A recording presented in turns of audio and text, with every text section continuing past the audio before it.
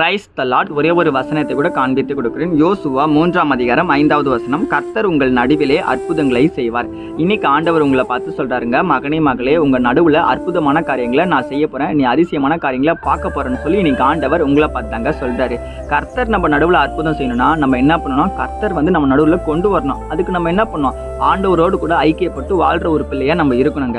நீங்க உங்க பேரண்ட்ஸ்க்கு கீழ்ப்படிஞ்சு உங்க பேரண்ட்ஸ் சொல்ற பேச்சை கேட்டு இருக்கிற பிள்ளையா இருக்கும்போது உங்க பேரண்ட்ஸ் உங்களுக்கு எல்லாமே செய்வாங்க.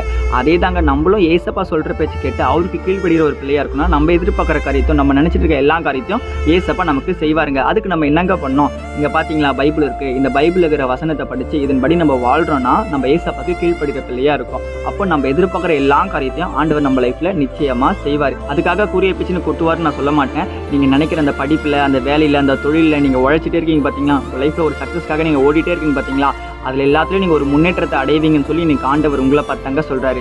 பைபிள்ல பாத்தீங்கன்னா ரூத்னு ஒரு கேரக்டர் இருக்கிறாங்க. தரித்திரமான ஒரு வாழ்க்கையை வாழ்ந்துட்டு இருந்தாங்க. அவங்க வாழ்க்கையை தான் ஆண்டவர் சரித்திரமா மாத்தினாரு. இன்னைக்கு உங்க வாழ்க்கையை கூட அப்படிதாங்க மாத்த போறாரு. விசுவாசத்தோட இருங்க. விசுவாசிக்கிறீங்கன்னா ஆமீன் போட்டுக்கோங்க. இதே போல ஆகிற வசனங்கள் தகவலுக்கு ஃபாலோ பண்ணிக்கோங்க. God bless you. ஆமென்.